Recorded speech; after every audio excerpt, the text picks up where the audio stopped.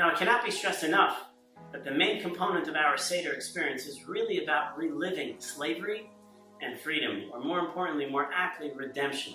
That's going to be really the key to what our Seder is about. So, although we know the story, and although we've probably heard the story many times, and we've relived it many times of all the Seders that we grew up with, and if you didn't grow up with a Seder, perhaps you've heard a number of times, but the fact is, that is really the key to what a Seder night is about. It's about reliving, re-experiencing, speaking about all we've gone through for the many, many years up until where we are right now, but most importantly, the fact that we went through slavery in Egypt and we became a nation from that experience itself. That's going to be the key of what we need to speak about. What does that mean? It means literally opening up books and talking about what actually happened. We had this kind of slavery. We were oppressed in this way. We had this hardship. Not necessarily about what's happening in our lives today. That's also important. But really the key is, tell me the story of what happened. Look up the deep stories that what we know as the Midrashim that explain to us a little bit more background, their underpinnings of what happened. Those are key to really experiencing what the Seder is about, and experiencing our hardship and our freedom. So again, as much as it's important for us to speak about our own personal experiences of what I went through last week, last month, last year, really it's about us as a nation. And us as a nation means connecting to what we went through when we were in Egypt and how God saved us and made us into this great people. As we mentioned, another aspect of the Seder is known as Pesach, Matzah, and Mar, which is also part of the Maggid story. It's also part about telling over the story itself. What is Pesach, Matzah, and Mar? Pesach is talking about the sacrificial lamb. Matzah, the bread of affliction that we ate, and Mar, the bitterness that we experience. What's notable about the Seder is throughout our Seder experience, it's not enough to just tell a story.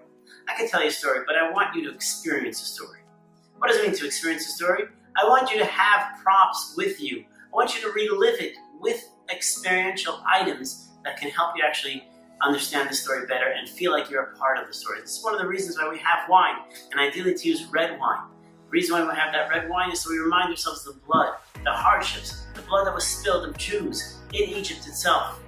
But also we have to mention these core components. Pesach, the sacrificial lamb. If you know what that's about Jews being commanded to take the idols of the Egyptians, to sacrifice them, and paint them across the doorposts with blood. Paint that blood over the doorposts so that when the angel of death comes and God comes to wipe out the firstborns, the Jews will be protected, and he won't go over those homes and won't attack those homes that actually had blood on the doorpost. What's amazing about it is that the Jewish people actually had to put in some effort. It wasn't so easy, because you're taking an idol that they worshipped, and now you're going to slaughter and put the blood on your doorpost. That was the efforts that the Jewish people put in. That's one aspect, that we had to do something in order to acquire that redemption, or to be deserving of that redemption.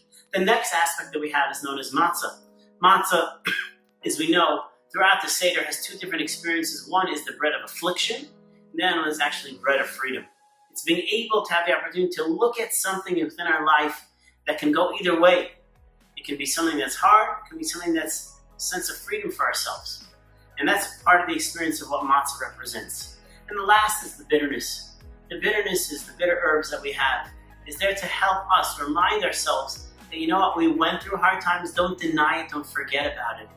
We know that we went through those hard times, we remind ourselves about it, and that's what really gives us a sense of life and freedom and the opportunity to thank God for that experience that we had. That even through bitterness, we can actually be thankful for the hardships that we had.